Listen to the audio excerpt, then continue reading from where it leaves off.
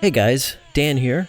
Tonight we're going to be taking a look at Leatherface, Shadow of Massacre by Stefano Cagnani. This is a more polished version of the game he released a while back. I don't think he changed anything. I think it's just more optimized to run smoother. By the way, this is pre-recorded gameplay that I'm just going to talk over. And I'm going to try to talk more in this one because the developer, I think he used some copyrighted stuff in this, and I don't want to run into any trouble with YouTube. So I gotta talk over the background music. As a matter of fact, most of the assets used in this game are ready-made straight from the Epic Store. I think the radio broadcast we're hearing now is from the original 1974 film, The Texas Chainsaw Massacre. Okay, so what's the story? This girl is waiting outside an old building. It's a slaughterhouse. And someone's inside looking around. Oh, it's Pablo Escobar. He's probably looking for a hidden stash of yayo or something. Alright, we've got the title screen here, Leatherface, Shadow of Massacre. This game is notable for switching the player's perspectives. We'll play as the victims and the killer. So it starts off, and we have to explore the slaughterhouse. You know, I'm pretty sure this character model is taken from that game, Narcos, Rise of the Cartels. I was joking earlier, but I was also being serious. It is Pablo Escobar. This developer, Stefano Cagnani, is known for making horror games based off popular franchises like Chainsaw Massacre, Michael Myers, Chucky, and Scream, you know, stuff like that. And his games all look great. It's just that they're full of pre-made assets. Yeah, I don't know what's going on here. The butchered hogs, the hanging meat, it's all glitching out. That's not supposed to happen. I don't know if that's my PC or if the game's just glitching out or something, but it kind of freaked me out when I first saw it. So weird looking. Maybe you guys have heard of a game called Dead by Daylight?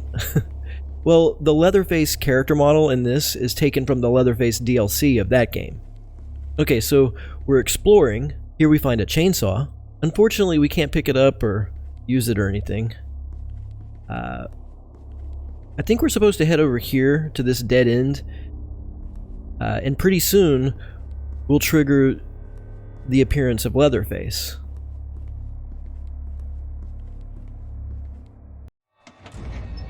Alright, we got a cutscene here. Oh boy, there he is. The man himself. Now, at this point, we're going to switch characters. Alright, now we're going to play as Leatherface. And we have to chase Pablo down. He's supposed to be the first victim. Okay, we have a very limited time here before he reaches the door and gets away. Okay, we got him. Pretty cool so far. We're still controlling Leatherface. I was just looking at our handiwork. We have to go back and grab the saw.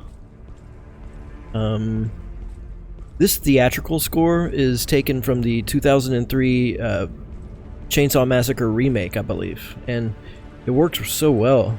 It really feels like we're in a movie or something. I like that a lot. I mean, this whole game is very cinematic. Looks like his pants are about to fall down. Okay, here's the chainsaw. And we get another cutscene.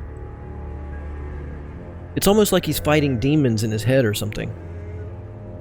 Now remember, there's still that girl outside. She's still waiting for Pablo to come back, so we gotta make sure that she doesn't leave. We can't have any witnesses.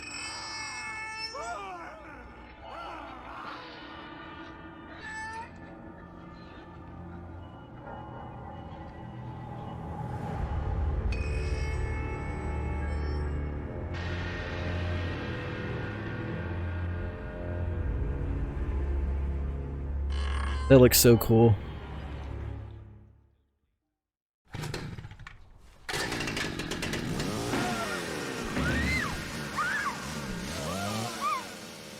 This is more of that cinematic stuff I was talking about. This game really does a great job of capturing what it might feel like to be terrorized by a maniac.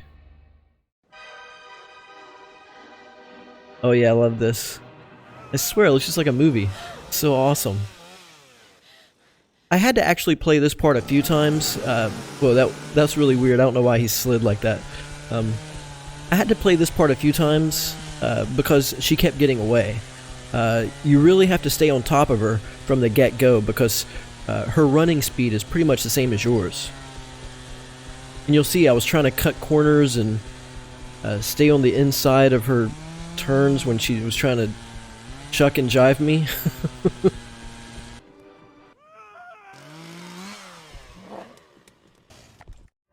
Alright, so now we switch characters, and now we're playing as her, and we have to get away from Leatherface. And honestly, I'm not sure the sudden character switching works. Because it's done in such a jarring way, it breaks up the flow, and I'm not sure what the solution is. I think maybe if it happened less often, I don't know. But anyway, so now we're her, and we basically have to run until we reach the road. And then we'll have to follow it down to the factory. It's actually a pretty long stretch. Yeah, it's at this point it kind of feels like we've left him behind, but if you stand still for even a moment, he'll be right on top of us again. Okay, we made it to the road. I don't hear him. Well, that's not true. I can barely hear him. He's back there somewhere. But we're about to run up on the factory. Okay, now that we're finally here, there's no point in trying the doors out front. Believe me, I already tried that. We have to run around to the left, and we'll see a light. I almost got caught here because we can't jump over this pipe. Whew. So see, yeah, that was a close one.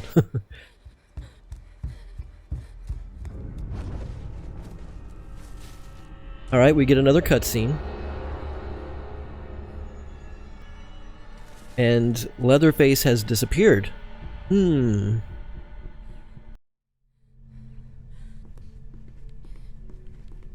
Alright, so here I am trying to find the way through. You know, I gotta admit, this game looks absolutely gorgeous right here. I mean, this is like AAA stuff. But yeah, I got this on the first try. I just kind of stuck to the right. I had no idea that I was accidentally taking the correct path. Well, except for this part. Yeah, you get over here, and see, eventually we trigger another cutscene. At this point, the game is going to pull the old switcheroo on us again. So now this is the final stretch, and now we have to chase the girl down and kill her. This gameplay right here, it feels pretty amazing. Like, the latter part of this game is my favorite.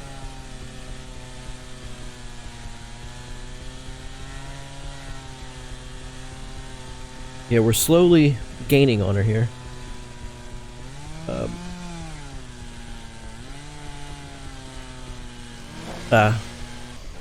Alright, I just missed, and that gave her time to put some distance between us. And so now I'm thinking she's gonna get away, right? But then she suddenly stops. Weird. I don't know if that's scripted or not, but at any rate, I finally got her, right? We get another cutscene. And I think this is a really cool shot right here. Check it out.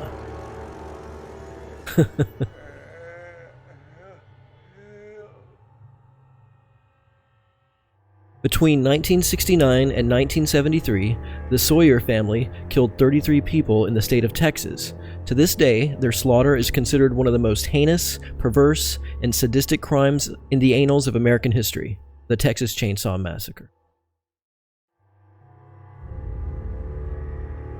This ending scene originally had a copyrighted song, so I replaced it with more background music. But here we get to see, well, the corpse of an armadillo. That's a callback to the original movie. And we also, yeah, I don't know what happened here. The game was lagging, maybe? But here we get to see our hero looking rather despondent upon returning to the family home. I'm just going to let this play out, but anyway, that's the game. So what'd you think? I thought it was beautifully made, very cinematic, nice use of the theatrical score. And it was a pretty good encapsulated narrative. I guess the moral of the story is don't go snooping around in Texas slaughterhouses at night. So yeah, thanks so much for watching. I hope you enjoyed the video. Stay safe, and I'll see you next time.